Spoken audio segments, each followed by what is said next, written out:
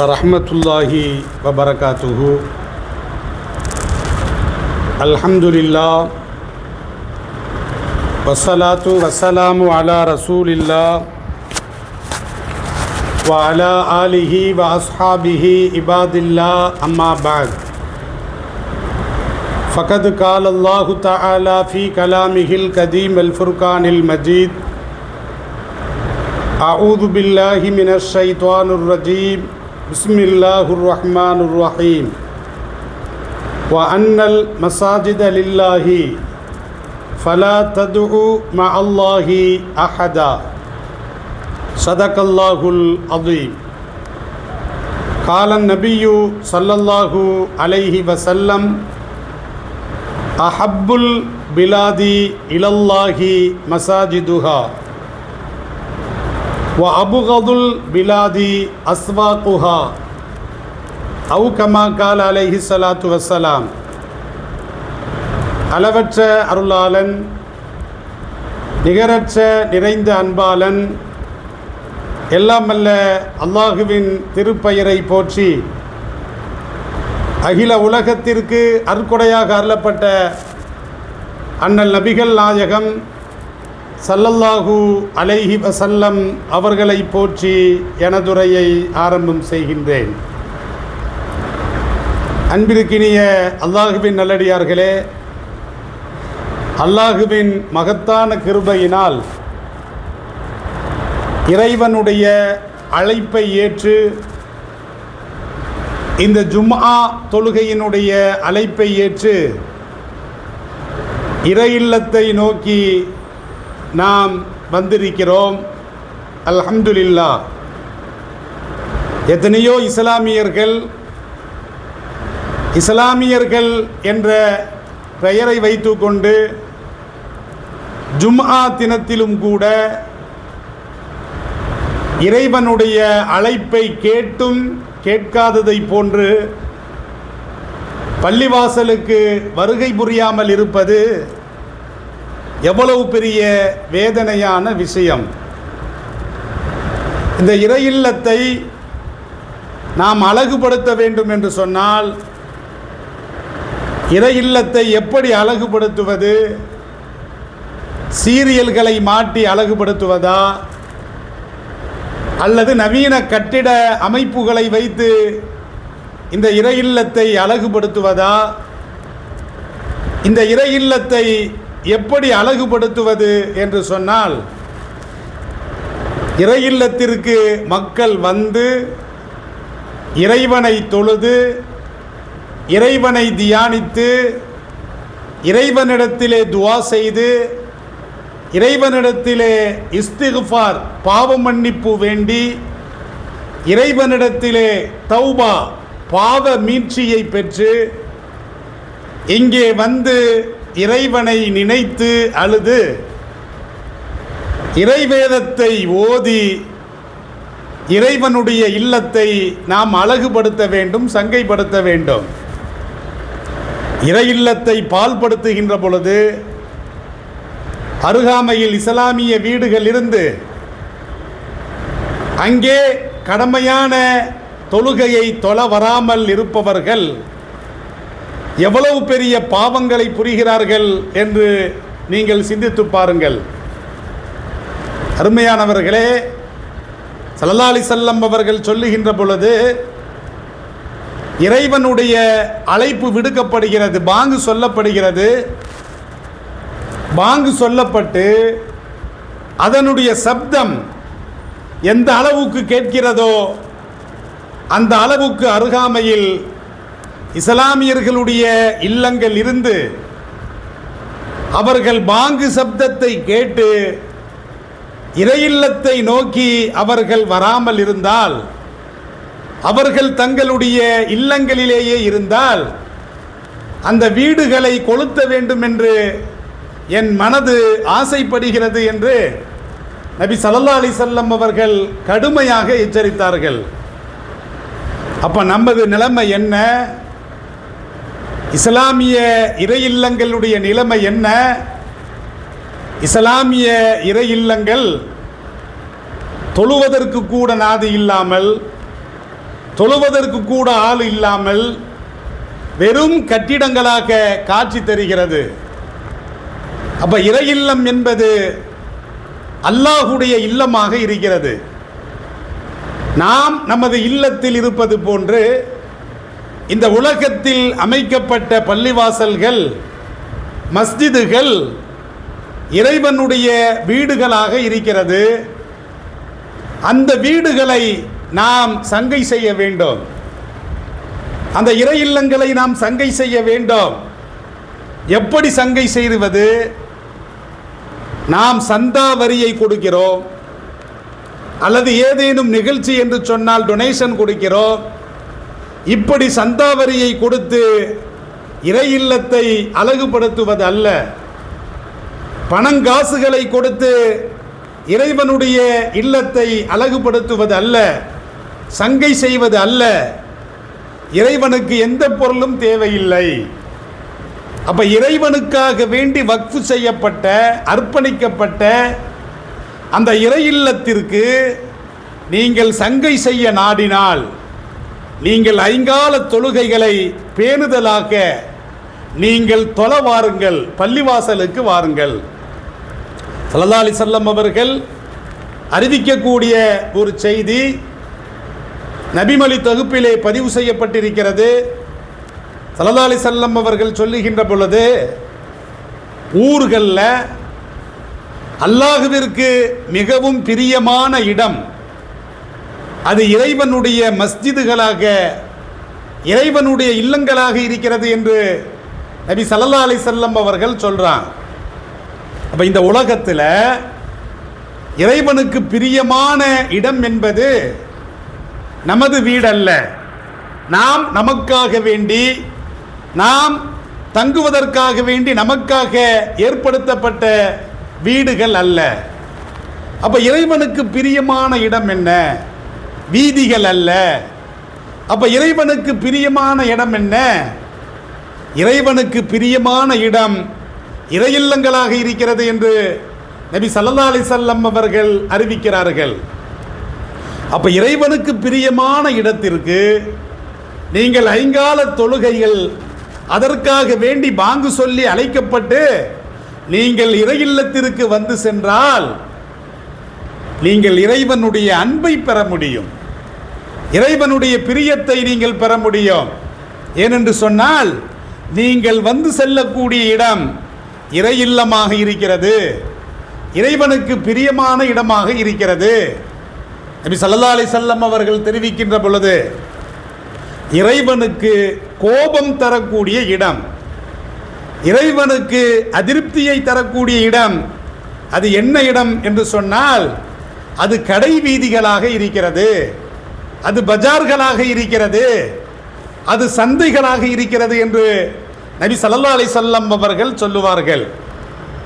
அப்ப அன்பிற்கினிய அல்லாஹ்வின் நல்லடியார்களே, நாம் பாங்கு சொல்லி நாம் அழைக்கப்பட்டால், நாம் வீடுகளில் இருந்தால், நமது வீட்டுக்கு அருகாமல் இருக்கக்கூடிய அந்த இறை இல்லத்திற்கு சென்று அந்த இறை இல்லத்தை நாம் தரிசனை செய்து அந்த இறை இல்லத்தில் தொழுது அந்த இறை இல்லத்தை நாம் சங்கை செய்ய வேண்டும் என்று நபி ஸல்லல்லாஹு அலைஹி வஸல்லம் அவர்கள் ஒரு ஹதீஸில் சொல்றாங்க.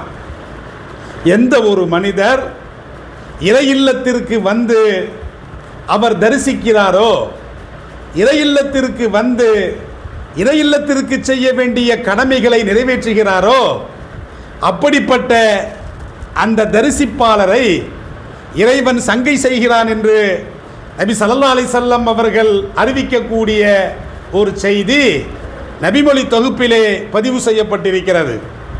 அப்ப இறை இல்லத்திற்கு நாம் சங்கை செய்ய வேண்டும். எப்படி சங்கை செய்வது? இறை இல்லத்தை நாம் அழகுபடுத்த வேண்டாம். எப்படி அழகுபடுத்துவது? இறை இல்லத்திற்கு வந்து செல்ல வேண்டும். அப்ப இறை இல்லத்திற்கு வந்து இறைவனுக்கு ஆற்ற வேண்டிய அந்த கடமைகளை, அந்த தொழுகைகளை நாம் நிறைவேற்றிட வேண்டும். இதுதான் நாம் இறை இல்லத்திற்கு செய்ய வேண்டிய சங்கை மரியாதை என்பதனை இஸ்லாம் தெளிவாக சொல்லி காட்டுகிறது. ஸல்லல்லாஹு அலைஹி வஸல்லம் அவர்கள் ஒரு ஹதீஸிலே சொல்லி காட்டுகின்ற பொழுது, ஒவ்வொரு பயபக்தியாளர் அவர் எப்படிப்பட்டவர் என்று சொன்னால், அவர் இறையில்லத்தை தனது வருகை புரியக்கூடிய இடமாக அவர் ஏற்றுக்கொள்வார், பொறுப்பேற்றுக் கொள்வார் என்று நபி ஸல்லல்லாஹு அலைஹி வஸல்லம் அவர்கள் சொல்றார். அப்போ உண்மையான இறையச்சமுள்ள மனிதர், இறையச்சமுள்ள ஒரு மனிதர், இறையச்சமுள்ள ஒரு முஃமின் அவர் எப்படிப்பட்டவர் என்று சொன்னால், இறையில்லத்திற்கு வருகை புரிவதை அவர் பொறுப்பேற்றுக் கொள்வார். ஸல்லல்லாஹு அலைஹி வஸல்லம் அவர்கள் சொல்றாங்க. அப்ப இறையச்சத்தினுடைய அடையாளம் என்ன தெரியுமா? இறையில்லத்திற்கு வருகை புரிவது. அப்ப இறைவனை தரிசிப்பதற்காக இறையில்லத்திற்கு வருவது. அப்ப இறைவனை தரிசிக்காமல் இறையில்லத்திற்கு வராமல் இருப்பது எவ்வளவு துரதிர்ஷ்டமானது. எண்ணிமிக்கவர்களே, நீங்கள் சிந்தித்து பார்க்க வேண்டும். அப்ப யாருடைய வருகை, அவருடைய காலை வருகையும் அவருடைய மாலை வருகையும் இறையில்லமாக இருக்கிறதோ, யார் அப்படி வருவதற்கு பொறுப்பேற்றுக் கொள்கிறாரோ அவருக்கு எல்லாம் வல்ல அல்லாஹ் என்ன செய்கிறார் என்று சொன்னால், 5 விதமான தன்மைகளை, 5 விதமான பாக்கியங்களை அவருக்கு எல்லாம் வல்ல அல்லாஹ் வழங்குகிறான். ஒன்று என்ன அப்படின்னா, நபி ஸல்லல்லாஹு அலைஹி வஸல்லம் அவர்கள் சொல்லுகின்ற பொழுது, அர்-ரௌஹ், சுகத்தை அல்லாஹ் கொடுக்கிறான். அப்ப இறையில்லத்திற்கு வருகை புரிவதை, வந்து செல்வதை, தொழுது செல்வதை ஒருவர் வளமையாக்கி கொண்டால், ஒருவர் பொறுப்பாக்கி கொண்டால், அவருக்கு முதலாக என்ன பாக்கியம் கிடைக்கிறது? அர்-ரௌஹ், அவருக்கு உடல் சுகம் கிடைக்கிறது. இன்று உடல் சுகத்திற்காக, உடல் சுகமாகுவதற்காக, நோய் குணமாகுவதற்காக நாம் எங்கே செல்கிறோம்? நாம் ஆஸ்பத்திரிக்கு செல்லுகிறோம், லட்ச லட்சமாக அள்ளி கொடுக்கிறோம். எண்ணிமிக்கவர்களே, அப்ப நீங்கள் ஆஸ்பத்திரிக்கு செல்ல வேண்டாம். நீங்கள் சிந்தித்து பாருங்கள், லட்சங்களை கோடிகளை கொட்டி கொடுத்தாலும் கூட உங்களுடைய நோய் முழுமையான முறையில், உங்களுடைய நோயிலிருந்து உங்களுக்கு நிவாரணம் கிடைக்கிறதா? உங்களுக்கு விடுதலை கிடைக்கிறதா? கிடையவே கிடையாது. ஆரோக்கியத்தை தேடி, உடல் சுகத்தை தேடி, பரிபூர்ண சுகத்தை தேடி நீங்கள் நோய்வாய்ப்பட்டால் நீங்கள் நாடி செல்வது அது ஆஸ்பத்திரியாக இருக்கிறது. ஸல்லல்லாஹு அலைஹி வஸல்லம் அவர்கள் என்ன சொல்றாங்க? நீங்கள் இறையில்லத்திற்கு வந்து செல்லுங்கள், இறையில்லத்திற்கு நீங்கள் மரியாதை செலுத்துங்கள். பள்ளிவாசலுக்கு அதிகமாக வாங்க, காலையில் வாங்க, மாலையில் வாங்க. இப்படி வந்தால் எல்லாம் வல்ல அல்லாஹ் உங்களுக்கு என்ன தருவான்? உடல் சுகத்தை தருவான். அப்போ உடல் சுகம் கிடைக்க வேண்டுமா? அப்ப நீங்கள் நாடி செல்லக்கூடிய இடம் ஆஸ்பத்திரி அல்ல.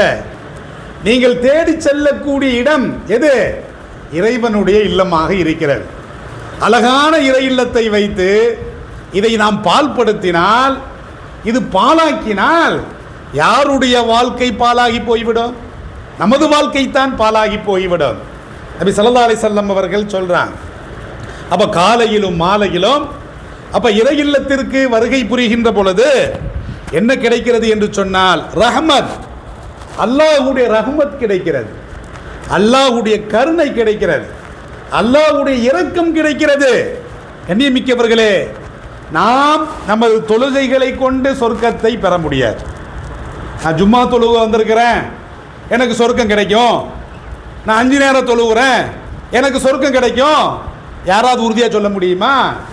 கிடையவே கிடையாது. நமது அமலை வைத்து, நமது வணக்க வழிபாடுகளை வைத்து நாம் சொர்க்கத்தை அடைய முடியாது. நாம் சொர்க்கத்தை அடைய வேண்டும் என்று சொன்னால் என்ன இருக்கணும்? ரஹ்மத், அல்லாஹ்வுடைய கருணை இருக்க வேண்டும், அல்லாஹ்வுடைய கருணை பார்வை இருக்க வேண்டும், அல்லாஹ்வுடைய ரஹ்மத், இரக்கம் இருக்க வேண்டாம். அந்த இரக்கம் இருக்கக்கூடிய இடம் இறை இல்லம். உங்களுக்கு அல்லாஹ்வுடைய ரஹ்மத் வேண்டுமா? நீங்கள் அல்லாஹ்வை நாளை தரிசிக்க வேண்டுமா? இறை இல்லத்தை தரிசியுங்கள். இங்கே வந்து இறைவனை தொழுங்கள். இறை இல்லத்தை பாழாக்காதீர்கள். காலை மாலை இரவிலே நீங்கள் இறைவணக்கம் புரிவதற்காக நீங்கள் பள்ளிவாசலை நோக்கி வாருங்கள். என்ன கிடைக்குது? அல்லாஹ்வுடைய ரஹ்மத்து கிடைக்கிறது. அல்லாஹ்வுடைய கருணை கிடைக்கிறது. அல்லாஹ்வுடைய கருணை உங்களுக்கு கிடைத்தால் உங்களுக்கு என்ன கிடைக்கும்? சொர்க்கம் கிடைக்கும், சொர்க்கலோகம் கிடைக்கும். அப்ப இந்த உலகம் என்பது நமக்கு சிறைச்சாலையான வாழ்க்கை, கடினமான வாழ்க்கை, கஷ்டமான வாழ்க்கை. அதிலும் கூட இறை இல்லத்திற்கு வந்து செல்லுங்கள், என்ன கிடைக்கிறது? இரண்டாவது அல்லாஹ்வுடைய கருணை கிடைக்கிறது. மூன்றாவது நபி ஸல்லல்லாஹு அலைஹி வஸல்லம் அவர்கள் சொல்லுகின்ற பொழுது சிராத்துல் முஸ்தகீம் என்ற ஒரு பாலம் இருக்கிறது. அந்த பாலத்தை கடந்து சென்று தான் நாம் சொர்க்கத்தை அடைய முடியும். அந்த பாலத்தை அவ்வளவு எளிதில் கடந்து செல்ல முடியாது. அது எந்த அளவுக்கு இருக்கும் என்று சொன்னால், நரகத்தின் மேல் எழுப்பப்பட்ட, நரகத்தின் மேல் கட்டப்பட்ட அந்த பாலம், அதுக்கு சிராத் என்று சொல்லப்படுகிறது.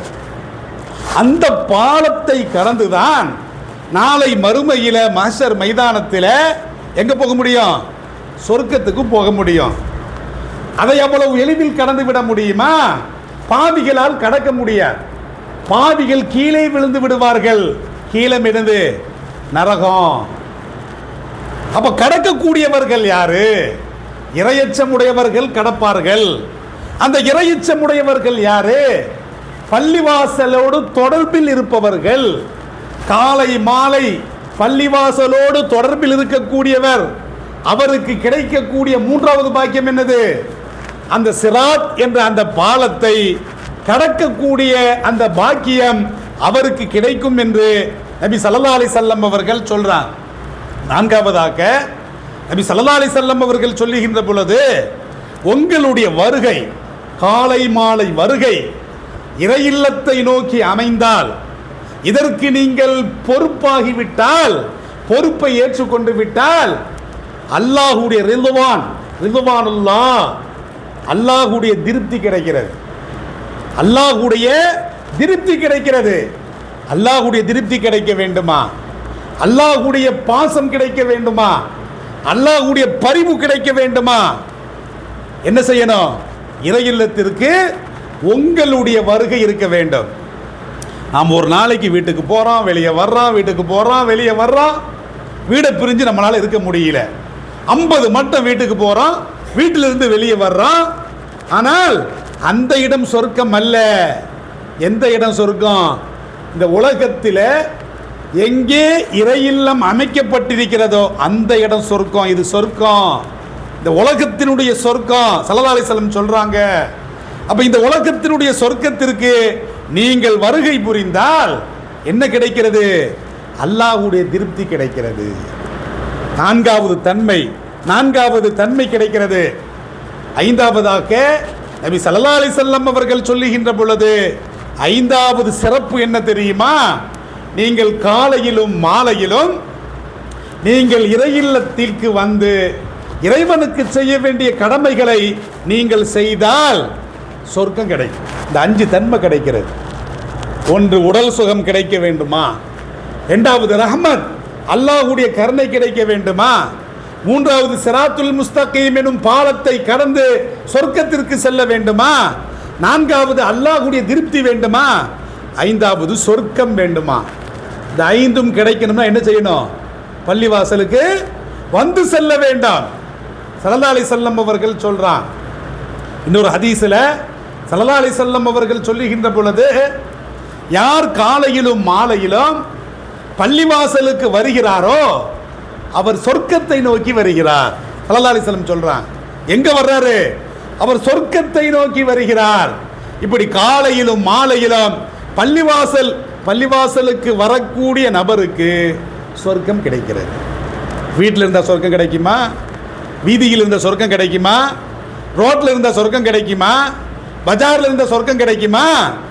இவ்வளவு பெரிய அழகான பள்ளிவாசலை வைத்துக்கொண்டு பள்ளிவாசலை தொழுகையின் மூலமாக நிரப்ப வேண்டும், உண்டியல் மூலமாக நிரப்புறது கிடையாது. பள்ளிவாசல்ல உண்டியலை வச்சு நிரப்பக்கூடாது. பள்ளிவாசலை சந்தா பிரித்து நிரப்பக்கூடாது.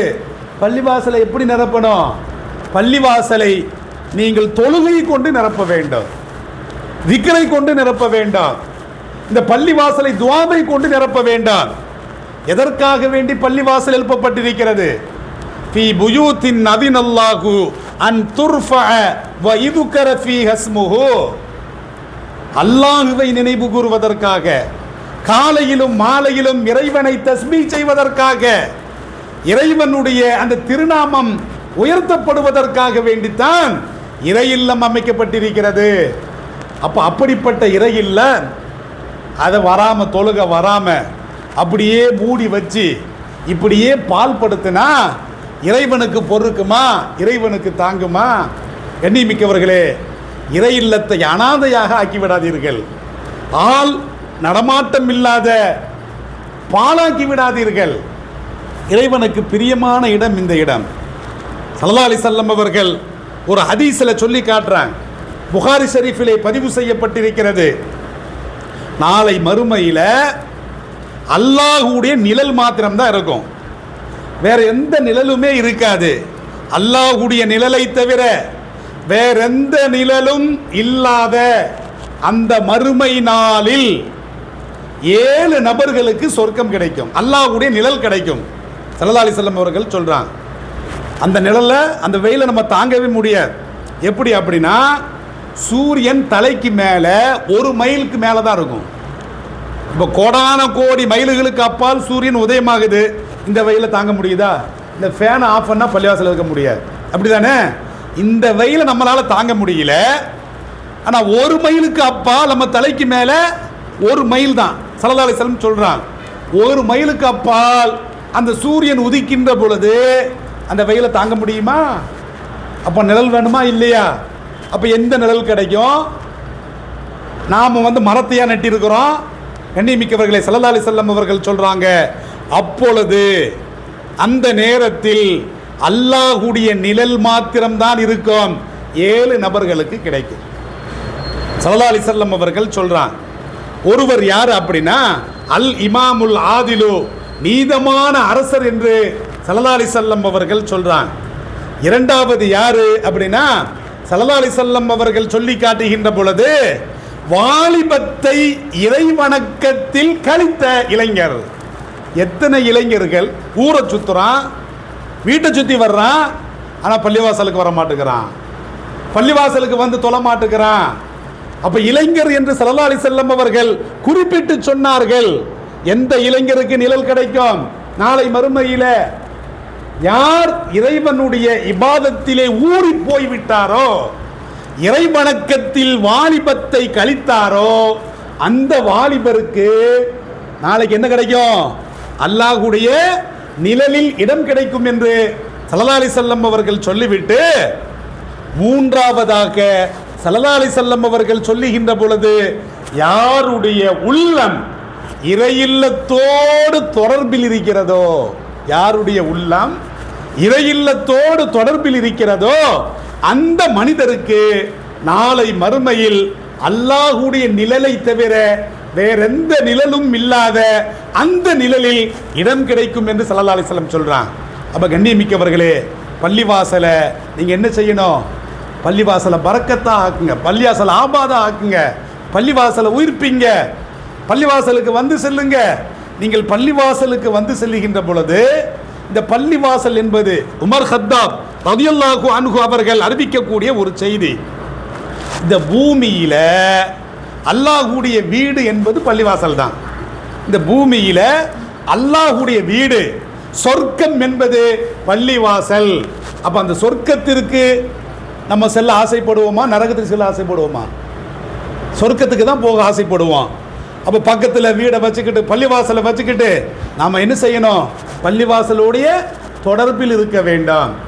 இந்த பூமியின் மீது அல்லாஹ்வுடைய வீடு என்று சொன்னால், எங்கே இறை இல்லம் எழுப்பப்பட்டிருக்கிறதோ அதுதான் அல்லாஹ்வுடைய வீடு.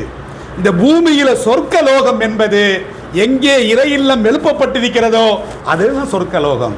அப்போ என்ன செய்யணும்? இன்ஷா அல்லாஹ் நாம் நமது மஹல்லா பள்ளிவாசலை, நமது இந்த பள்ளிவாசலை ஹயாத்தாக்கணும், கியாமத் நாள் வரைக்கும் ஹயாத்தாக்கணும். யார் ஹயாத்தாக்குறாரோ, கடுமையான இருள் சமயத்திலும் பரிபூர்ணமான ஈமானோடு பள்ளிவாசலுக்கு வருகிறாரோ, இந்த பள்ளிவாசல் நாளைக்கு உனக்கு சாட்சி சொல்லும். இந்த பள்ளிவாசல் நாளைக்கு இறைவனிடத்தில் நின்று பேசும் என்று நபி ஸல்லல்லாஹு அலைஹி வஸல்லம் அவர்கள் சொல்றாங்க. அப்போ கண்ணியமிக்கவர்களே, பள்ளிவாசலை ஹயாத்தாக்குவோம். அல்லாஹ்வுடைய ரஹமத் கிடைக்க வேண்டுமா, உடல் சுகம் கிடைக்க வேண்டுமா, சிராத்துல் முஸ்தகீம் பாலத்தை கடக்க வேண்டுமா, அல்லாஹ்வுடைய திருப்தி வேண்டுமா, சொர்க்கம் வேண்டுமா, என்ன செய்யணும்? பள்ளிவாசலுக்கு வர வேண்டாம். இதுதான் உலகத்திலே அல்லாஹ்விற்கு பிரியமான இடம் பள்ளிவாசல் என்று ஸல்லல்லாஹு அலைஹி வஸல்லம் அவர்கள் சொல்லிவிட்டு, அல்லாஹ்விற்கு கோபம் தரக்கூடிய இடம் கடைவீதிகள், சந்தைகள், பஜார்கள் என்று ஸல்லல்லாஹு அலைஹி வஸல்லம் அவர்கள் சொல்றாங்க. எனவே இன்ஷா அல்லாஹ் நாம் இந்த உலகத்தில் சொர்க்கமாக இருக்கக்கூடிய, உலகத்தில் இறையில்லமாக இருக்கக்கூடிய பள்ளிவாசலோடு நாம் தொடர்பில் இருந்தால், நமது உள்ளம் பள்ளிவாசலோடு தொடர்பில் இருந்தால், நாளை மஹ்ஷர் மைதானத்தில் அல்லாஹ்வுடைய நிழலில் இடம் கிடைக்கும், அல்லாஹ்வுடைய மனதிலும் இடம் கிடைக்கும், சொர்க்கத்திலும் இடம் கிடைக்கும் என்பதை என் பெருமான் ஸல்லல்லாஹு அலைஹி வஸல்லம் அவர்கள் தெளிவாக சொல்லி காட்டுறாங்க. எனவே இன்ஷா அல்லாஹ் இந்த உலகத்தில் இருக்கக்கூடிய எல்லா பள்ளிவாசல்களையும் எல்லாம் வல்ல அல்லாஹ் தொழுகையாளிகளால் சங்கை செய்வானாக. வாய்ப்பினை எல்லாம் வல்ல அல்லாஹ் எல்லா பள்ளிவாசலுக்கும் வழங்கி அருள் புரிவானாக.